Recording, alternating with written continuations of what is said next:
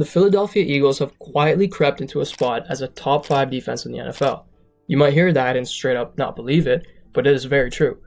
Up until this week, the Eagles defense was regarded as a mid to low tier defense, and in some 10-man fantasy leagues like one that I'm in, the Eagles defense wasn't even rostered. How is that? How is it that a top 5 defense in most metrics can be this vastly overlooked? Well, it's because through the first 4 weeks of the season, the Eagles defense sucked. They were also bad on defense for most of last season and capped off last year by being bounced in the first round 32-9 to the Tampa Bay Buccaneers. In other words, there's a primacy bias with the Eagles defense this year because of how bad they were last year and in the first 4 games of this season, even though they've been lights out for several weeks now. But how did the Eagles manage to turn it all around? How did they slowly climb the ranks and go from one of the worst defenses in the league to one of, if not arguably, the very best? Let's take a look. Coming into this season, the Eagles defense remained largely a question mark. The offense, on the other hand, led by quarterback Jalen Hurts, wide receiver duo A.J. Brown and Devonta Smith, and new star addition in Saquon Barkley, looked like they had the potential to have a major bounce-back year after a somewhat disappointing 2023 campaign. Safe to say, the Saquon pickup has been a successful one. Philly fans, though, have been plagued by defensive woes over the past few years in primarily 2 key areas. Number 1, the linebacking corps for the team has been a weak point for what seems to be forever now, and 2, the defensive back unit has had its fair share of troubles, especially last year.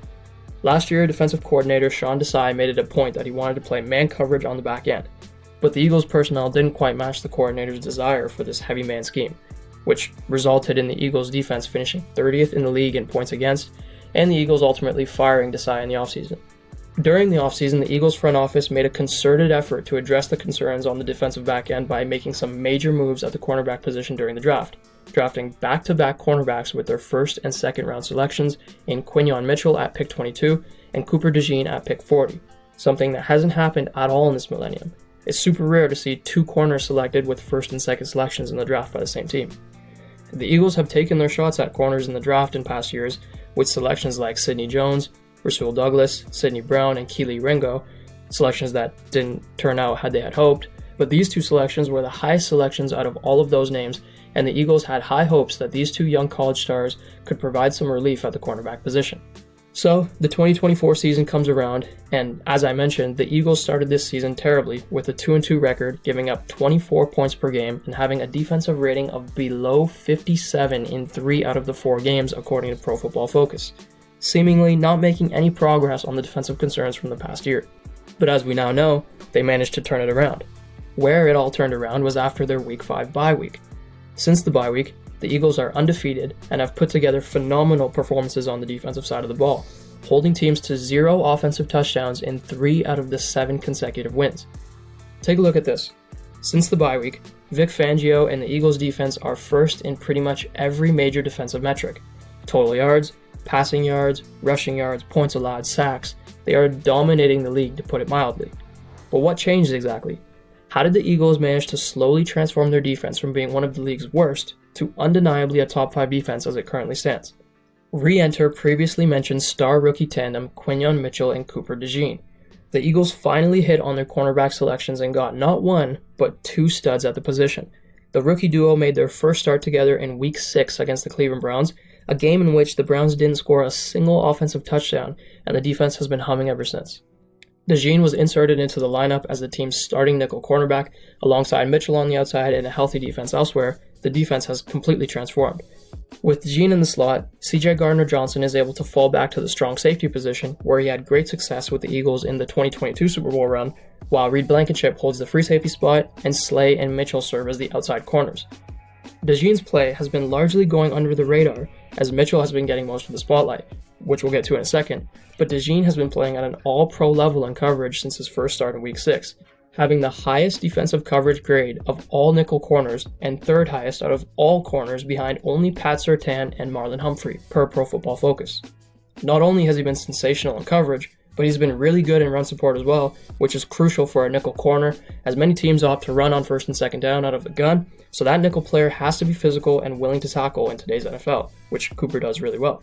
Alongside Cooper's sensational play, Quinyon Mitchell has also put together a fantastic year so far, recently garnering comparisons to Darrelle Revis' 2009 Revis Island year, which is seen as one of the best years from a man-to-man corner ever. Rivas held marquee names like Andre Johnson, Randy Moss, Steve Smith, Reggie Wayne, and Ocho Cinco to under 35 yards, among others. I'm not saying Mitchell is on prime Rivas' level at all, but Mitchell has been terrorizing number one receivers this year himself, holding notable names like Jamar Chase, CeeDee Lamb, Mike Evans, Amari Cooper, and more to under 20 yards with 2 or fewer receptions when matched up against him. I think it's fair to say Mitchell's rookie campaign is among the best ever for rookie cornerbacks so far, and it's been a fun subplot to watch unfold on the Eagles defense this year. The unprecedented play from the rookie cornerbacks is vaulting the 2024 Eagles draft class into being one of the best of last year, landing them in the top 5 in most updated rankings, and raising the Eagles defense to elite status. Credit should also be given to the young linebackers for the Philadelphia Eagles. Nakobe Dean seems to be coming into his own in year 3 and has made critical plays throughout the season, including this filthy interception against the Jaguars to seal the game in Week 8. His linebacking partner, Zach Bond, who is currently 4th in the entire league in solo tackles and forced fumbles, has also been a huge addition and contributing factor to the Eagles' defensive success this season. The D-line has also been coming into its own. In Week 12 against the LA Rams, dominant D-tackle Jalen Carter was doubled on 63% of his rushing snaps, which was only his second highest double-team rate of the season. The focus Carter demands frees up his teammates for one-on-ones and allows for players like Josh Sweat and Milton Williams, an emerging talent on the Eagles' defensive front, to earn 7 and 5 sacks respectively on the year. On pretty much every possible metric, the Eagles defense has been trending up since their Week 5 bye week, and they've vaulted themselves into top 5 defense discussions while not showing any signs of slowing down. The Eagles seem to be hitting their stride going into the final stretch of the season and look to be a tough out against any team that they come up against. Their lockdown defense and star-studded offense make them a must-watch team for me, and I'm looking forward to seeing how they finish the season. That's all for today. I hope you guys enjoyed and got some entertainment value out of this video. This is my first video on this channel, so I'm kind of just doing this for fun, but if I get a good response and you guys like the video, I'll continue pumping out some more content for you guys. So yeah, if there's anything you guys want to see different in these videos, any feedback, any ideas, narratives, subplots that you want to see me talk about, make sure you comment them in the comments down below, and I'll be sure to incorporate those into the future videos. And if you like the video, please leave a like on the video. It really does help push the video to a broader audience. And if you want to see more from me, make sure you subscribe and hit that bell notification so you're notified for future uploads. That's it. I hope you guys enjoyed, and yeah, that's it for me. Until next time, see you guys later.